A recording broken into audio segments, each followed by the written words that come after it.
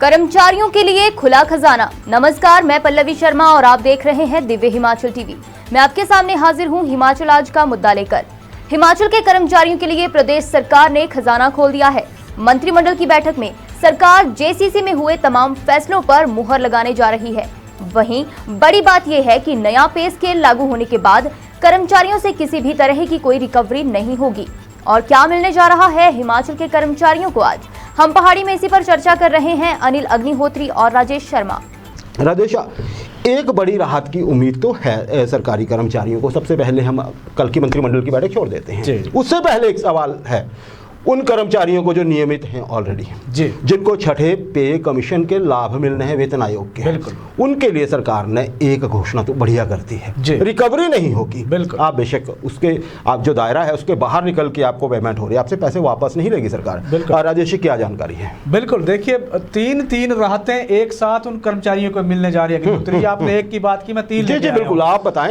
पहली जो राहत की बात यह है कि 1 जनवरी 2022 से नए साल के शुभारंभ पे उन्हें नया वेतन जो कमीशन हो जाएगा पहले दिन से लागू हो जाएगा हिमाचल में। पहली तो राहत की बात यह है। दूसरी राहत की बात यह है कि क्योंकि अब 6 साल इसको लागू होने में लग गया, 6 साल का वक्त, अगले 4 साल के बाद अगला भी ड्यू हो गया। बिल्कुल सही बात। तो 4 साल का अरसा ही है। और तीसरी जो राहत की बात आपने बता दी कि किसी भी कर्मचारी से, हिमाचल के किसी भी कर्मचारी से इस पे कमीशन के लागू होने के बाद किसी भी तरह की कोई भी रिकवरी नहीं होगी। तो ये बहुत राहत की खबरें हैं हमारे कर्मचारियों के लिए। जी राजेश, बहुत बढ़िया बताया आपने, पता भी लग गया होगा। लेकिन हम इस कार्यक्रम पे हमारे बहुत से जो दर्शक हैं वो बहुत यकीन है उनका, वो कहते भी हैं कि हमें एक्सप्लेन करके बताइए, इसलिए हम बहुत से टॉपिक जो है वहाँ से शुरू करते हैं जो आपको शायद थोड़ा बहुत पता होता है पहले, लेकिन हम उसको और एक्सप्लेन आपकी मदद के लिए, आपको ज़्यादा उसमें ना घुसना पड़े ज़्यादा चीरफाड़ में, इसलिए वो दायित्व हम उठाते हैं। राजेश, अगर मान लीजिए कोई ऐसा कर्मचारी है जो श्रेणी में आता है जिससे रिकवरी हो सकती हो, तो उसको एडजस्ट कैसे किया जाएगा? बिल्कुल सबसे बड़ा सवाल कर्मचारियों का यही है। और इसमें राहत की बड़ी बात यह है कि इसमें कर्मचारी ही बड़ी अहम भूमिका निभाएगा अग्निहोत्री जी, जो उस दायरे में आता है। उस कर्मचारी के लिए सरकार ने 2 ऑप्शन खुले तौर पे रखे हैं। पहले एक ऑप्शन जो बड़ी उसमें ऑप्शन ये है कि उसका जो हेड ऑफ द ऑफिस होगा, यानी कि उसके ऑफिस में HOD जो होगा, वो कर्मचारी से सुझाव लेगा कि आपके रिकवरी, अगर पे स्केल में, नए पे स्केल में आपका जो पैसा है वो इतना बन रहा है, उससे ऑलरेडी आप इतना ज्यादा ले रहे हैं। अब आपके पास ऑप्शन है, अब आप बताइए आपने करना क्या है, इसको एडजस्ट कैसे करना है, ये बड़ा सवाल है। तो कर्मचारी से ही पूछा जाएगा उसके सवाल कैसे करना, क्योंकि उसमें आगे या तो डीए में वो एडजस्ट कर दिया जाएगा या फिर उसके टोटल जो एरियर बनेगा उसमें एडजस्ट कर दिया जाएगा। लेकिन बड़ी बात यह है कि ऑप्शन कर्मचारी से ही ली जाएगी को कैसे उसको एडजस्ट करवाने जा रहे हैं। तो 2.29 और 2.51 का जो बेसिक सैलरी से मल्टीप्लाई होगा, ये कर्मचारी ज्यादा बेहतर तरीके से जानते हो सारे फॉर्मूला को। तो देखिए ये आपके लिए सरकार ने किया हुआ है। बाकी प्रदेशों में बहुत सी जगह रिकवरी की सूचना आ रही है। बिल्कुल, प्रदेश सरकार ने, हिमाचल सरकार ने ये फैसला लिया है कि यहाँ नहीं होगी, शायद चुनावी वर्ष चुनावी वर्ष भी है, वजह ये भी होती है, लेकिन कुछ भी है, कर्मचारियों को तो फायदा हो रहा है। राजेश, कल मंत्रिमंडल की बैठक होने जा रही, आज दिन भर कयास लगते रहे। बिल्कुल, मीटिंग चौथी बार भी टल गई है मंत्रिमंडल की, ये कहा गया। खबर क्या है? बिल्कुल, देखिए आज दिन भर सुबह से ही कयास एक तरह से लग गया कि कल होने वाली मंत्रिमंडल की बैठक टल गई है, क्योंकि मुख्यमंत्री जयराम ठाकुर को दिल्ली बुला लिया गया है। एक तरह का मैसेज, इस तरह का मैसेज सोशल मीडिया पे भी चल पड़ा। तो कर्मचारियों की बेचैनी भी बढ़ गई, उन्हें लगने लगा कि चौथी बार लगातार मंत्रिमंडल की बैठक टल रही है, कुछ कोई घटनाक्रम बड़ा हो तो नहीं रहा है। इस पे जब पड़ताल की गई है, जब सच सामने आया, तो दरअसल ये जो ग्राउंड ब्रेकिंग सेरेमनी होगी हिमाचल सरकार की, जो 4 साल के पूरा होने पे की जाएगी, मनाया जाएगा, जो जश्न मनाया जाएगा 27 दिसंबर को, उसके लिए प्रधानमंत्री नरेंद्र मोदी से मिलने के लिए हिमाचल प्रदेश के मुख्यमंत्री जयराम ठाकुर ने सीएमओ से वक्त मांगा था। पीएमओ से वक्त मांगा था। पीएमओ ने वो वक्त दे दिया है, प्रधानमंत्री ऑफिस से वो वक्त मिल गया है मुख्यमंत्री जयराम ठाकुर को। कल का वो वक्त मिला है अग्निहोत्री जी, इसीलिए मुख्यमंत्री जयराम ठाकुर आज दिल्ली रवाना हो गए हैं। तो इसके बाद देने के लिए वो निमंत्रण देंगे प्रधानमंत्री जी को कि 27 को हमारा कार्यक्रम कार्यक्रम है, आप हिमाचल आके हमारा मार्गदर्शन करिए। इस तरह की चर्चा जब ये सच्चाई जब सामने आई तो ये फिर उस पे विराम लगा कि अब होगा क्या। फिर दूसरी चर्चा चल पड़ी कि क्या मंत्रिमंडल की बैठक होगी नहीं होगी, इस पे फैसला, क्योंकि कल सुबह 10:30 बजे से प्रस्तावित थी, उसमें भी अब अपडेट नई ये है कि कल हिमाचल प्रदेश मंत्रिमंडल की या जयराम मंत्रिमंडल की बैठक होगी राजधानी शिमला में 3 बजे के बाद। इसका टाइम डिसाइड किया गया क्योंकि मुख्यमंत्री दिल्ली से 3 बजे तक लौट के आ जाएंगे, उसके बाद ये मंत्रिमंडल की बैठक होने जा रही है। आपने बड़े डिटेल में बताई बात, हिमाचल एक तरह से आपने बहुत बड़ी, और राजेश सबसे बड़ी बात ये है, आम आदमी की बात नहीं है, मुख्यमंत्री हिमाचल प्रदेश के मुख्यमंत्री की बात हो रही है। बिल्कुल, उनके लिए दिल्ली दूर नहीं है, बिल्कुल, उनके पास हेलीकॉप्टर है, बिल्कुल,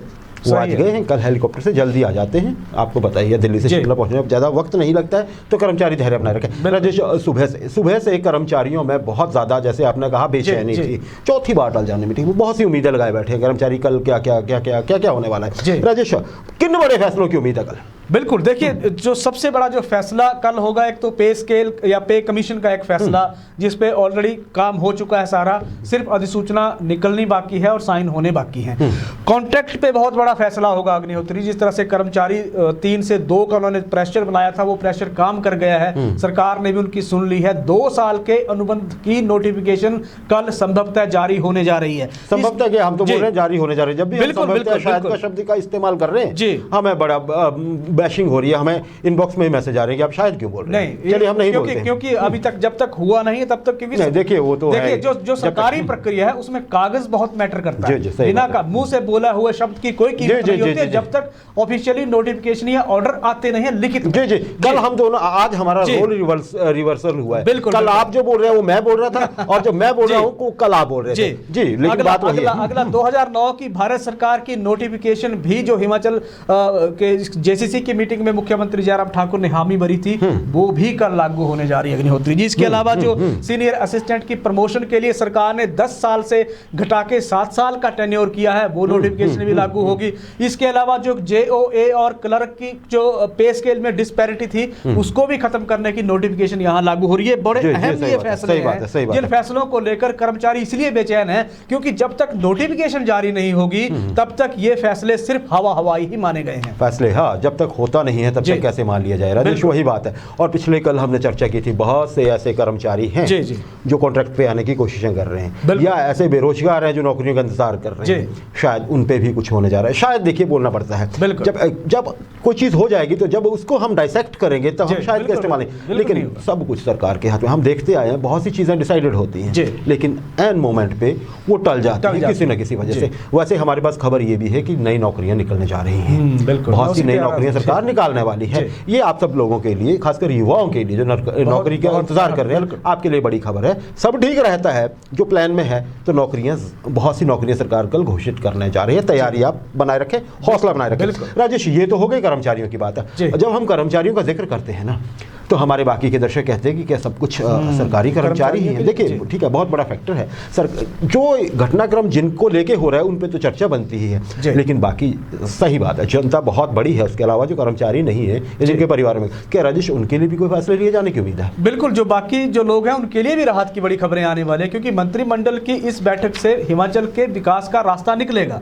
आप देखिए, थोड़े से पहले अगर जितने भी मंत्रिमंडल की बैठकें हुई हैं, वहां से आम आदमी के लिए भी निकले हैं, उन क्षेत्र विशेषों के लिए भी राहत की खबरें निकली हैं, और कई जगह कॉलेज, स्कूल, आप ग्रेजुएशन की बात तो छोड़ दीजिए, इसके अलावा आप तहसील भवन, एसडीएम ऑफिस, तमाम तरह की चीजें निकली हैं। जॉब क्रिएशन हुई, सॉरी, पोस्ट क्रिएशन हुई है बहुत सी जगह। बिल्कुल, अब जो कल का मंत्रिमंडल होने जा रहा है उसमें बेरोजगारों के लिए भी राहत की बड़ी बात है अग्निहोत्री, जिसमें नौकरियों का पिटारा भी खुलने वाला है। इसमें राहत की बात उन जेबीटी के लिए भी है, जो जेबीटी बनाम बीएड वाला जो मैटर चला हुआ है, वहां से भी रास्ता निकालेगी सरकार। फैसला लेने जा रहे हैं कि जेबीटी के केस में वो करने क्या जा रहे हैं। सरकार अपनी मंशा पहले बता चुकी है राजेश। बिल्कुल, बेशक सदन में कुछ भी कहा गया होता है, पुराना जवाब कहा गया, लेकिन सरकार कल सारे जो जितने भी प्रश्न है ना, प्रश्न है, कयास है, सब पे एकदम से फुल स्टॉप लग जाएगा। जी जी जी, क्योंकि विधि विभाग से भी एक तरह से सारी सरकार की बात हो गई है, पूरा फाइनेंस से भी हो गया है, फाइनेंस से भी बात हो गई है, तो तमाम तरह की